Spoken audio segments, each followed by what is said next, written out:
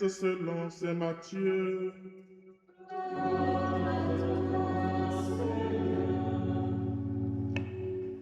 En ce temps-là, des pharisiens s'approchèrent de Jésus pour le mettre à l'épreuve. Ils lui demandèrent, est-il permis à un homme de renvoyer sa femme pour n'importe quel motif? Il leur répondit, n'avez-vous pas lu ceci? Dès le commencement, le Créateur les fit hommes et femmes et dit, à cause de cela, l'homme quittera son père et sa mère, il s'attachera à sa femme et tous deux deviendront une seule chair. Ainsi, ils ne sont plus deux, mais une seule chair. Donc, ce que Dieu a uni, que l'homme ne le sépare pas. Les pharisiens lui répliquaient, pourquoi donc Moïse a-t-il prescrit la remise d'un acte de divorce avant la répudiation? Jésus leur répond, c'est en raison de la dureté de votre cœur que Moïse vous a permis de renvoyer vos femmes. Mais au commencement, il n'en était pas ainsi. Or, je vous le dis, si quelqu'un renvoie sa femme, sauf en cas d'union illégitime, et qu'il en épouse une autre, il est adultère. Ses disciples lui disent, si telle est la situation de l'homme par rapport à sa femme, mieux vaut ne pas se marier. Il leur répondit, tous ne comprennent pas cette parole, mais seulement ceux à qui cela est donné. Il y a des gens qui ne se marient pas, car de naissance, ils en sont incapables.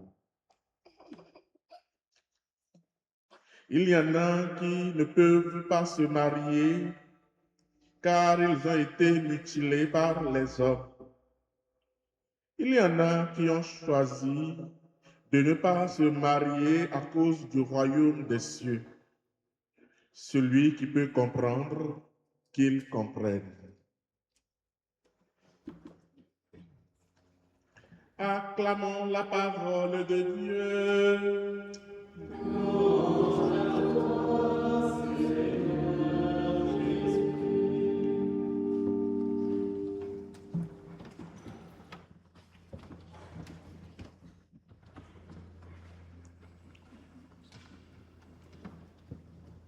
Dans une société ou dans un monde où le taux de divorce est alarmant, il est très difficile d'expliquer et de commenter l'évangile de ce jour.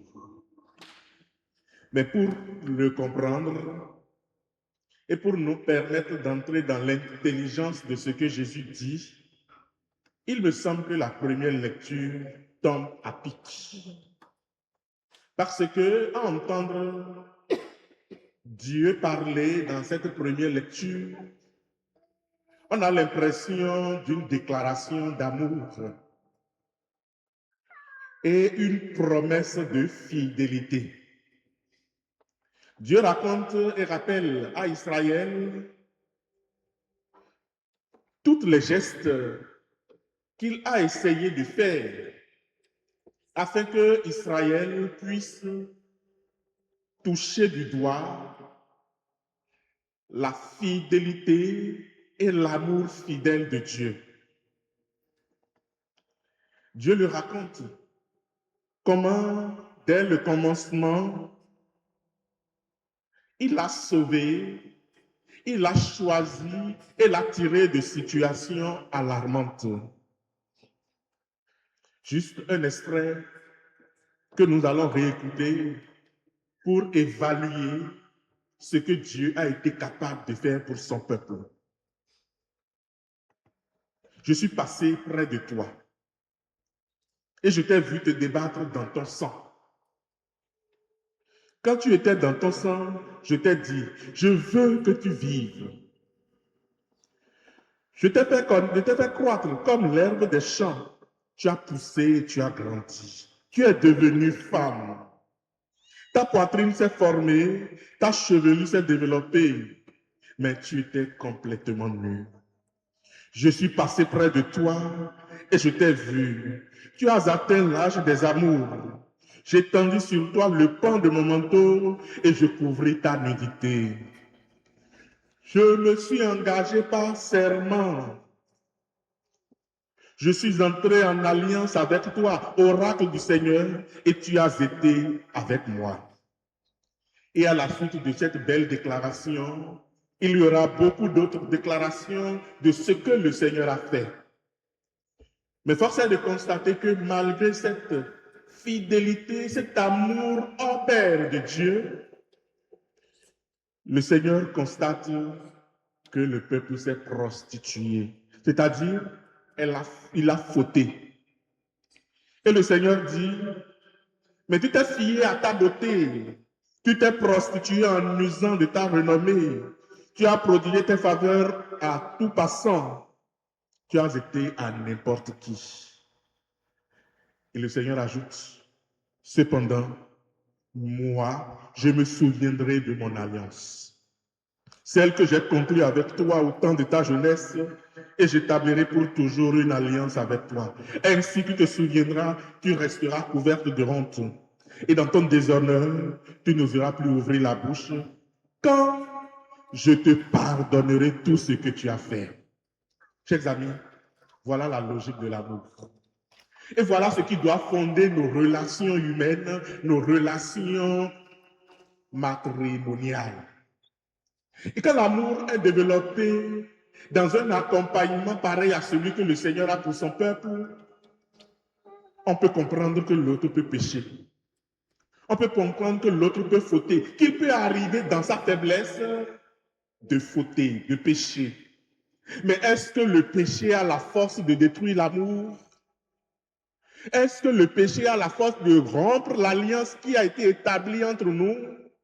Le jour où devant Dieu, devant les hommes, nous avons dit, pour le meilleur et pour le pire et pour toujours, parce que, là je prépare un mariage encore dans quelques jours, il sera demandé, ou il est demandé, est-ce pour toujours que vous voulez vivre votre amour? Et dans la joie et dans l'effervescence de ce jour, nous disons pour toujours. Ce pour toujours qui a commencé un jour est vraiment pour tous les jours. Et nous devons nous inspirer de l'amour de Dieu pour Israël et pour chacun de nous, en disant, mais mes péchés n'ont pas réussi à m'enlever l'amour de Dieu. Et à l'exemple de Dieu, le péché de l'autre ne doit pas non plus avoir cette force que je lui communique au point de m'arracher à son amour ou de me faire oublier l'amour.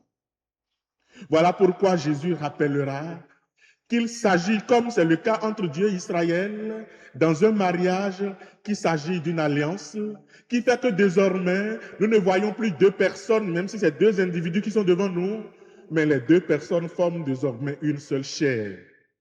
Et se séparer d'un membre de son corps et de sa chair, on le sent douloureusement. C'est comme si je décide de m'arracher mon bras.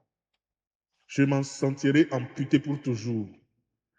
On devrait le sentir pareil quand, par la force des choses, que ce soit pour une bonne cause ou pour une mauvaise cause, que ce soit à tort ou à raison, il nous arrive de devoir aller jusqu'à se séparer de l'être à qui nous avons promis de vivre dans une alliance.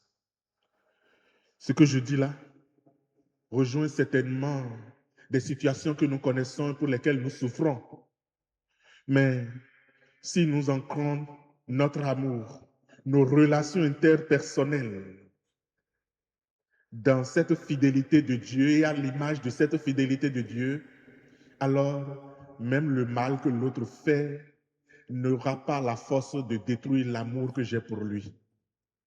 Parce que un de mes professeurs en théologie du mariage disait, un amour qui a vécu n'a jamais existé.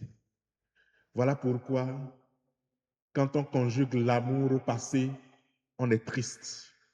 Quand on dit je t'ai aimé, quand on dit je t'aimais, mais la meilleure manière de conjuguer le verbe amour, aimer, c'est je t'aime. Et ce je t'aime doit traverser les océans, doit traverser les vagues de la mer. Cet amour doit rester solide parce que nous sommes créés à l'image et à la ressemblance de Dieu qui est amour et qui nous aime de tout amour.